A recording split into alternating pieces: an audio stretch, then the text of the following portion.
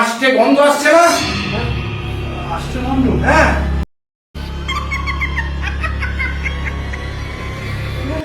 কে কে কে ভাই কে কে কে কে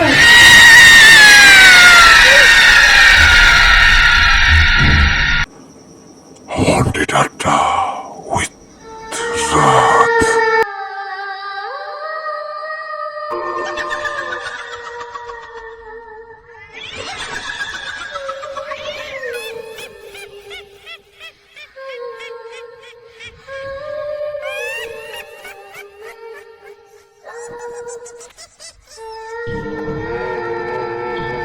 hello and welcome to back haunted আড্ডা। Haunted আড্ডার নতুন একটা এপিসোডে আপনাদের সবাইকে স্বাগতম জানাচ্ছি। আমি রাহাত আছি আপনাদের সাথে। সো নতুন একটা এপিসোড শুরু হয়ে গেল এবং এই মুহূর্তে যারা শুনছেন আমাদেরকে প্রত্যেককে অনেক অনেক ভালোবাসা জানাচ্ছি। সো আপনারা যারা আমাদের সাথে আছেন তাদের সবাইকে একটা কথা বলতে চাই যে আপনারা আমাদেরকে বেশি বেশি করে স্টোরি পাঠান, আপনার সাথে ঘটা অথবা আপনার জানা যে কোনো ঘটনা।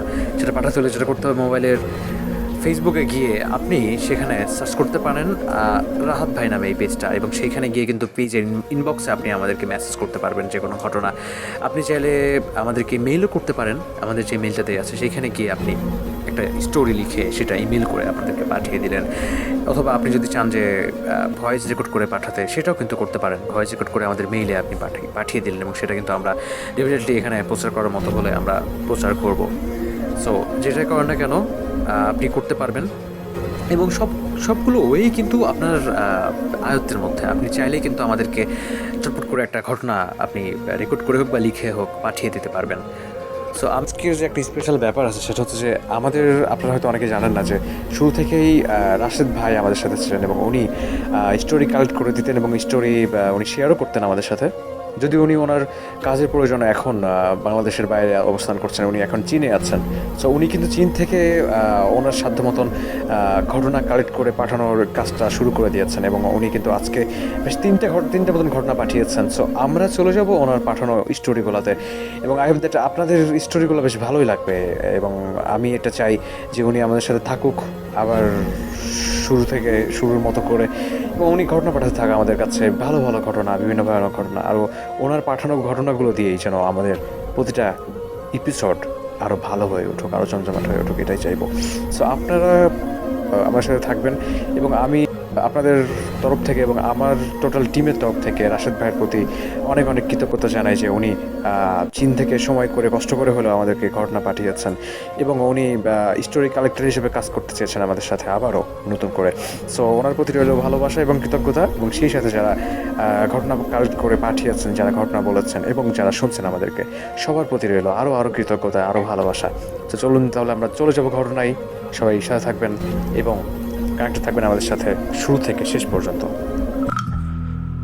আসসালামু আলাইকুম লিসেনার্স, আমি রাশেদুজ্জামান বলছি চীন থেকে। আজকে আমি আপনাদের সামনে হাজির হয়েছি কিছু ঘটনা নিয়ে, যেগুলো হন্টেড আড্ডার রেগুলার এপিসোডে আপনারা শুনতে পাবেন। তো আমার সামনে আছে আমার পরিচিত একটি ছোট ভাই, নাম উত্তম। তো তার কিছু ঘটনা আমি আপনাদের সামনে শেয়ার করব এবং সে নিজেই সেই ঘটনাগুলো উপস্থাপন করবে। আপনারা তার কণ্ঠেই শুনুন। আমি সরাসরি চলে যাচ্ছি উত্তমের কাছে। উত্তম, কী অবস্থা, কেমন আছো? হ্যাঁ ভাইয়া, আমি ভালো আছি। হ্যাঁ, তো আমরা তো আমাদের লিসেনারদেরকে শোনানোর জন্য কিছু ঘটনা তোমার কাছ থেকে পাবো আশা করি। তো তুমি আজকে কয়টা ঘটনা শোনাবা? আমার তো লাইফে অনেকগুলো ঘটনা ঘটে গেছে, যেগুলো আমার চোখের সামনে হয়েছে, কিন্তু কথা হচ্ছে এখন আমি 3টা ঘটনা আপনাদের সামনে, ছোটো 3টা ঘটনা সাথে শেয়ার করব। তো ঠিক আছে, তাহলে তুমি শুরু করো তোমার প্রথম ঘটনা দিয়ে, আমরা শুনি সবাই। শুরু করো। ঠিক আছে, আমার প্রথম ঘটনা শুরু করছি সেই 2020 সালের কাহিনী। যেটা হচ্ছে করোনার সময়কার সময়। তো ওই সময় আমি বাড়িতে ছিলাম গ্রামে। তো ওই গ্রামে তো আমরা ধর্মীয় অনেকগুলো নিয়ম পালন করি, আর যেহেতু আমরা হিন্দু, তাহলে হিন্দুদের নিয়ম আমরা পালন করি, অবশ্যই চেষ্টা করি করার জন্য। তো তো আমরা অনেক রাতে স্নান করতে হয়, তো অনেক রাতে স্নান করি। আচ্ছা, তো রাতে একদিন- স্নান এটা কি মানে কোনো ধর্মীয় মানে ধর্মীয় অনুষ্ঠান বা হচ্ছে যে কোনো ধর্মীয় অনুশাসন মানার জন্য, নাকি এটা? হ্যাঁ, যারা ধর্ম পালন মনে করে করেন। ঠিক মতো, তারা ব্রহ্ম মুহূর্তে উঠতে হয়। আচ্ছা যেটাকে বলা হয় যে সূর্য ওঠার 1 ঘন্টা 36 মিনিট আগে যদি কেউ উঠে, সেটাকে ব্রহ্ম মুহূর্ত বলে। তো ওই সময়ের আগেই স্নান করতে হয়। আচ্ছা, ঠিক আছে, আমরা সরাসরি ঘটনা চলে যাই। ঠিক আছে। ওকে, তো আমি ওই সময় উঠেছি প্রায় 3টা বাজে। তখন ঘুম থেকে ওঠার পর আমি গেলাম। তখন বৃষ্টি ছিল, অনেক বেশি বৃষ্টি। আর তো ওই বৃষ্টি একটু শীত শীত লাগতেছিল। তো আমি তখন আমার নিজের বাড়ি ছিলাম না, আমার জেঠির বাড়ি ছিলাম। তো জেঠির বাড়িতে ওনারাও ভক্ত, তো আমি ভক্ত যেহেতু, তো ওনারাও রাতে ওঠে, তো আমিও রাতে উঠছি। তো ওঠার পর আমি স্নান করতে গেলাম, জেঠিকে ডাক দিলাম, জেঠি এখনও উঠে নাই। উনি বলে যে আমি আগে স্নান করে আসি, তারপর আমি স্নান করে আসলে উনি আসবে। তারপর আমি স্নান করতে গেলাম হাউজে। হাউজে যখন যাই, আমার একটু মানে অন্য সময় থেকে একটু অন্যরকম লাগতেছিল, যে একটু ভয় ভয় লাগতেছিল এরকম, আর একটু ঠান্ডাও লাগতেছিল। তো আমি যখন হাউজে গেলাম, হাউজে যাওয়ার পর হাউজের দরজাটা এমনিতে খুলে থাকে, আর উপরে টিন দেওয়া আছে হাউজের উপরে। তো মনে হচ্ছে বৃষ্টির পানি টুপ টুপ পড়তেছে, এটা তো নর্মাল বিষয়। কিন্তু আমার এই হাউজের উপরে কিছু কদম গাছ আছে, কিন্তু ওই টাইমটাতে কদম গাছ এভাবে মানে রাতের বেলা হঠাৎ করে কদম গাছ মানে ঠাস ঠাস করে মানে কদম পড়তে শুরু করলো আচ্ছা, মানে হঠাৎ করে, হঠাৎ করেই। মানে সময় পড়ার কথা ছিল না বা এরকম? মানে মানে এক নাগারতে এভাবে পড়ে না, আচ্ছা। যেহেতু সাথে ঘর আছে, ঘরের উপরেও পড়ার কথা। কোথাও পড়তে একমাত্র হাউজের উপরে পড়তেছিল, আচ্ছা ঠিক আছে। এবং মনে হচ্ছিল কেউ ঢিল ছুটতেছে, আচ্ছা। এরকমভাবে জোরে ফেলতেছিল। অদ্ভুত একটা বিষয়। প্রথমে অনেক জোরে ফেলছে, তো আমি মনে করলাম হয়তো পড়ছে, নর্মাল বিষয় মেনে নিছি। ঠিক 30 সেকেন্ডের পরে আবার ফেলছে। আচ্ছা তখন একটু অন্যরকম লাগতেছিল, কি একটু আমার ভয় ভয় লাগতেছিল। তখন আবার ফেলছে। তো আমি যেহেতু মানে ধর্মীয় জিনিস পালন করি এবং কি ভগবানের প্রতি আলাদা বিশ্বাস আছে আমার, তো আমি কি করলাম, একটু আমাদের যেই ধর্মীয় যেই কিছু শ্লোক আছে বা হচ্ছে ভগবানের নাম আছে, সেগুলো স্মরণ করলাম। তখন আমার শরীরটা একটু হালকা মনে হলো, এবং কি পরে আর ফেলে নেই এটা, পরে এটা বন্ধ হয়ে গেল। তো স্নান করলাম, স্নান করা মাঝামাঝি অবস্থায় আমি যেহেতু হাউজে ছিলাম, হাউজের পাশে হচ্ছে পুকুর ওই পারে কিন্তু কোনো জনবসতি নেই, সেখানে শুধু বাঁশঝাড় আছে, কিছু গাছ আছে, জাম গাছ আছে। তো একটু একটু অন্যরকম ওই জায়গাটা। তো ওই পার থেকে মনে হচ্ছে কেউ গাছ কাটতেছে কুড়াল দিয়ে। তখন আনুমানিক রাত কটা বাজবে এরকম? ঠিক ওই সময় 3:30 3:30 সেটা থেকে উঠছি আমি, মানে আমার স্নান প্রায় শেষ অবস্থা। ওই টাইমটাতে গাছ কাটতেছিল। কিরে, আমি তো ভাবতেছি কিরে এত রাতে তো কেউ ঘুম থেকে উঠে কথা। হ্যাঁ, সাধারণভাবে আমরা যদি সাধারণভাবে চিন্তা করি, তাহলে রাত 3:30 দিয়ে কেউ অবশ্যই মানে গাছ কাটতে যাবে না। যাক, তো আমি প্রথমে আওয়াজ হচ্ছে, মানে আওয়াজটা ধীরে ধীরে হচ্ছে, কিছুক্ষণ পর পর, মানে কিছুক্ষণ পর বলতে এরকম না, মানে 15 সেকেন্ড পর পর ঠাস করে এরকম, মানে গাছ কাটে যেরকম শব্দ, কুড়াল দিয়ে গাছ কাটলে যেরকম পুকুর পাড়ে এরকম সাউন্ড হচ্ছিল। তখন আমি বলতেছি এখানে ছিল তখন, এখন চলে গেছে ওই পারে, এরকম একটা অনুমান করে। তো আমি তাড়াতাড়ি করে স্নান করে চলে আসতেছিলাম। তো আসার পরে মানে ঘরের কোনারে যখন গেছি আমি, হাউস থেকে ক্রস করে কোনারে যাওয়ার পরে একটা বিড়াল দেখলাম সামনে। বিড়াল আমার সামনে এসে বসে রয়েছে, কালো বিড়াল। আচ্ছা তখন আর আমি বিড়াল দেখতে আমার মেজাজ এমনিতেই গরম হয়ে যায়, আচ্ছা ঠিক আছে। তো আমি এমনিতেই ছোটোবেলায় শুনছি যে বিড়াল নাকি বিড়ালের সাথে ভূত থাকে। তো আমি কি করলাম, বিড়ালটাকে আমি শুনেছি একজন থেকে যে বিড়াল নাকি বাম পায়ে লাথি দিলে নাকি ভুট্টুত সব চলে যায়, বিড়াল যদি ভুট্টুত থাকে তাহলে চলে যায়। আচ্ছা। তো আমি কি করলাম, বাম পাটা আগে নিলাম, মানে ইয়ে করতেছিলাম যে যাতে একটা লাথি দিতে পারি ওর। হুম, লাথি দেওয়ার আগে ও দৌড় দিছে, আচ্ছা ঠিক আছে। ওরা বিড়ালে পথ কাটে যেরকম, এরকম আর কি আমার অবস্থাটা। তখন আচ্ছা, আমি তো অনেকটা ভয় ভয় লাগতেছে, তাদের দৌড়ে ঘরে চলে গেছিলাম। হুম, তারপর কিছুক্ষণ পরেই আমি তো ঘরে গেলাম। ঘরে যাওয়ার পরেই জেঠিমাকে ডাকলাম, জেঠিমা উঠলো। ওঠার পর উনি স্নান করতে গেল। হুম। তো উনি প্রথমে ওয়াশরুমে গেল, তারপর হাউজে। কিন্তু কথা হচ্ছে আমি তখন তো মন্দিরে ছিলাম, মানে ঘরের পাশেই মন্দির, ছোটো মন্দির। তো মন্দিরে আমি সব কিছু ক্লিন করতেছিলাম রাতের বেলা, ঠিক আছে। তো মানে ওই সময় গোসল করে হ্যাঁ, গোসল শেষ করে করার পরে যাওয়ার পরে? মন্দিরে গেলাম, আচ্ছা, ঠিক আছে। আচ্ছা সব কিছু মানে গুছাচ্ছিলাম আর কি। তো যেটি আসার পর সব কিছু শুরু করবো, যে আচ্ছা আমাদের সাধনা আর কি। আচ্ছা তো সাধনা শুরু করা, তো আমি তো সব কিছু করতেছিলাম। তো জেঠিমা আসলো, মানে জেঠিমা স্নান করে আধা ঘন্টা পরে স্নান করে আসছে। হুম। আসার পর আমাকে জিজ্ঞেস করতেছে, কিরে আমি এতগুলো ডাক দিলাম তুই শুনলি না? আচ্ছা ঠিক আছে, আমার কাছে আমি তো অবাক হয়ে গেলাম, কিরে আমাকে ডাকছেন, কখন ডাকলেন আপনি? আমি তো শুনলাম না কিছু। কয় আমি, উনি বলতেছে যে ওনার সামনে মানে এরকম একটা আওয়াজ করছে, যে মনে করেন যে প্রথমে শুনতেছে উনি একটা মহিলা কান্না করতেছে, কিন্তু সেই সাউন্ডটা আমি শুনিনি। আচ্ছা হয়তো আমি ওনার থেকে বেশি হলে 10 মিটার দূর, 10 মিটার দূর হলে তো মানে শোনার কথা। একটা আস্তে ডাক দিলে, রাতের বেলা তো আস্তে ডাক দিলেও মানুষ শুনতে পায়। হুম। কিন্তু উনি নাকি আমাদের চিলে চিলে কয়েকটা ডাক দিছে, তারপর উনি স্নান করে মানে চলে আসছে, ঠিক আছে। তারপর মানে উনি যখন কান্না শুনছিল, ঠিক আছে, এইদিকে একটু স্কিপ হয়ে গেছে, কান্না শুনতেছিল, তখন উনি কী করলো, উনি ওয়াশরুম থেকে তাড়াতাড়ি করে ওয়াশরুম সেরে তারপর উনি হাউসে ঢুকলো। হাউসে ঢোকার পর তখন একটা চিৎকার, একটা মানে মহিলারা যেরকম মানে হঠাৎ করে ভয় পেলে যেরকম একটা সাউন্ড করে, হ্যাঁ চিৎকার করে। এরকম একটা চিৎকার একটা সাউন্ড শুনছে উনি। আচ্ছা সাউন্ড শুনে উনি তাড়াতাড়ি মানে একটু তাকালো, ঠিক আছে, তাকাই কিছু দেখে নাই, না দেখে তখন আমাকে কয়েকটা ডাক দিচ্ছে উনি, আচ্ছা ঠিক আছে। উনি বলতেছিল ওনার মুখের যে কথাটা, তো কয়েকটা ডাক দিচ্ছে আমার, ডাক দেওয়ার পরে উনি কী করলো আমি শুনি নাই যেহেতু, তো তখন উনি স্নান করে চলে আসছে। তো আসার পরে উনি আমাকে এটা বললো। তো এ হচ্ছে আমার সংক্ষিপ্ত একটা রাতের আচ্ছা এটা হচ্ছে তোমার প্রথম ঘটনা। ঘটনাটা অনেক সুন্দর ছিল। ঘটনাটার আসলে মূল যে বিষয় সেটা হচ্ছে যে, আমি একটু বুঝিয়ে বলি। যখন উত্তম প্রথমে গোসল করতে যায়, তখন সে দেখে যে কদম গাছ থেকে অনবরত শুধুমাত্র হাউজের উপরেই মানে কদম পড়তেছে, পাশে অন্য জায়গায় পড়তেছে না। আবার পাশে হঠাৎ করে কিচেন ছিল আমাদের, আচ্ছা। কিচেনেও পড়ে নাই, আচ্ছা, এরপরে kitchen-এও পাশে ঘর ছিল, গরু ঘর। আচ্ছা আচ্ছা ঘর কিচেন বা কোনো কিছু পড়ে, শুধুমাত্র হাউজের উপরে পড়ছে। আবার ওই সময় রাত 3:30 বাজে, ওই সময় সে শব্দ শুনতে যে কেউ গাছ কাটতেছে কুড়াল দিয়ে।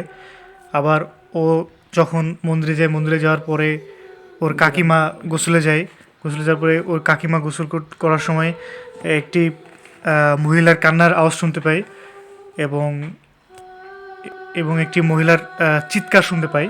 এবং পরে উনি যখন দেখতে যায়, তখন দেখেন যে কিছুই নেই। এবং এই ঘটনার মধ্যেই উনি উত্তমকে অনেক কয়েকবার ডেকেছে, বাট উত্তম এই খুব কম দূরত্ব থাকা সত্ত্বেও শুনতে পায়নি। সো ঘটনাটা আসলেই একটু অদ্ভুত এবং বেশ ভালো একটি ঘটনা ছিল। তো এটা ছিল ওর প্রথম ঘটনা। এখন আমরা চলে যাব উত্তমের দ্বিতীয় ঘটনায়। ঠিক আছে উত্তম, তুমি তোমার দ্বিতীয় ঘটনাটা এবার শোনাতে পারো। আমার দ্বিতীয় ঘটনাতে আমি বলতে গেলে এটা বেশি দিন হয় নাই, বেশি দিন বলতে গত বছরের একটা কাহিনী। আচ্ছা সেটা হচ্ছে আমাদের এমনিতে হিন্দু ধর্মে যদি কেউ মারা যায়, অনেক মহিলারা অনেক পুরুষরাই ভয় পায় যে আমাদের শ্মশানে নাকি ভূত থাকে, এরকম অনেকে বলে বেড়ায়। হ্যাঁ আর এমনিতে শ্মশানের কাছ থেকে কেউ যেতেছে না। আর যখন কেউ মৃত্যুবরণ করে তখন তো সারছে, ঘর থেকে রাত 9টার পরে সবাই মানে ঘর থেকে বের হয় না, হ্যাঁ, হ্যাঁ। এরকম অবস্থা হয়। তখন তো আমি তো এত ভয় পাই না, আমি একটু মানে নিজেই একটু সাহস, আমার কাছে মনে হয় যে আমার কোনো এরকম ভয় কাজ করে না আর কি, ঠিক আছে। আর আমি একটু সাহসী, আমার কাছে নিজেও বলি আমি। তো আমি কি করলাম, ওই সময় একটু গরমকাল ছিল, এই ঠিক বৈশাখ মাস ছিল গত বছর। তো ধান কাটা শেষ আমাদের। তো আমরা কি করলাম, এবার রাতের বেলা যেহেতু গরম লাগতেছে, কারেন্ট চলে গেছিলো, তো আমি মোবাইল টিপতেছিলাম, মোবাইল টিপতে আসলাম।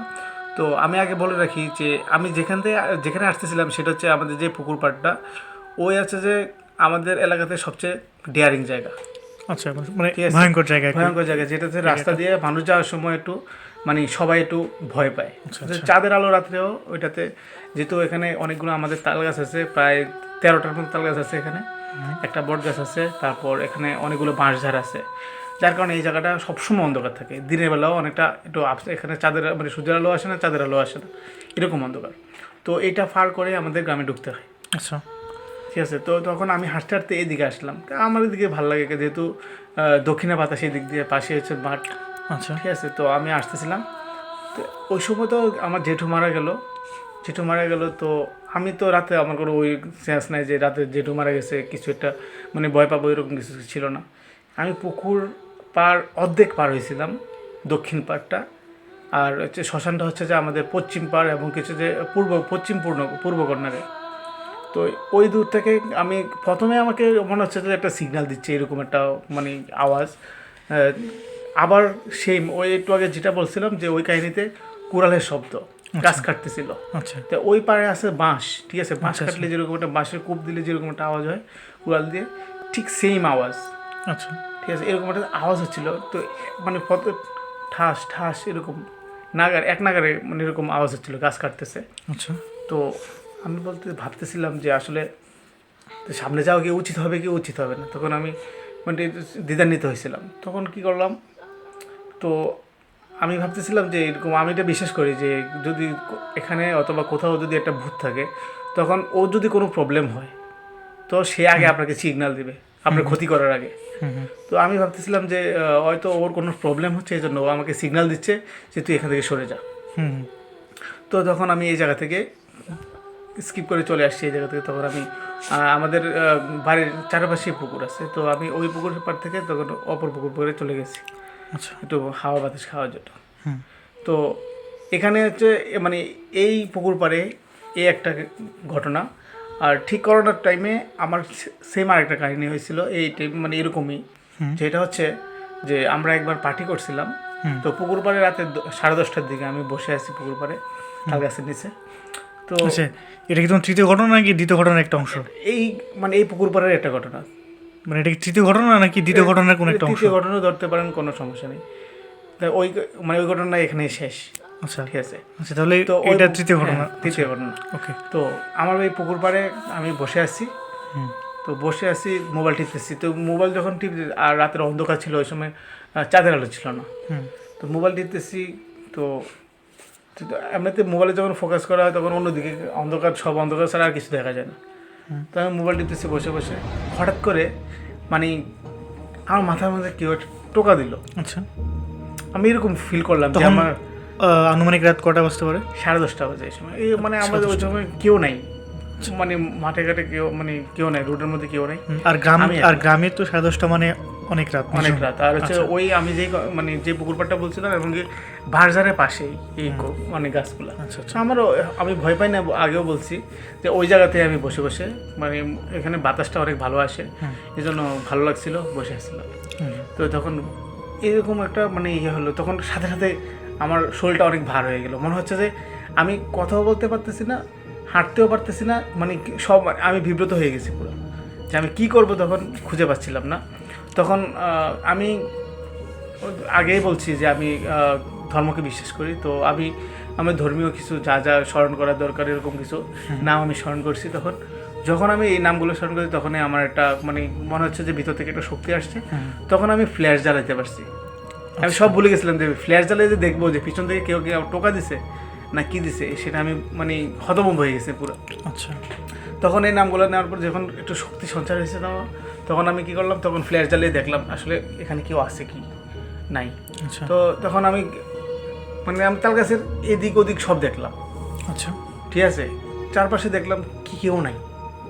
তখন আমি কি করব, তখন তাড়াতাড়ি করে এই জায়গা থেকে চলে আসছি।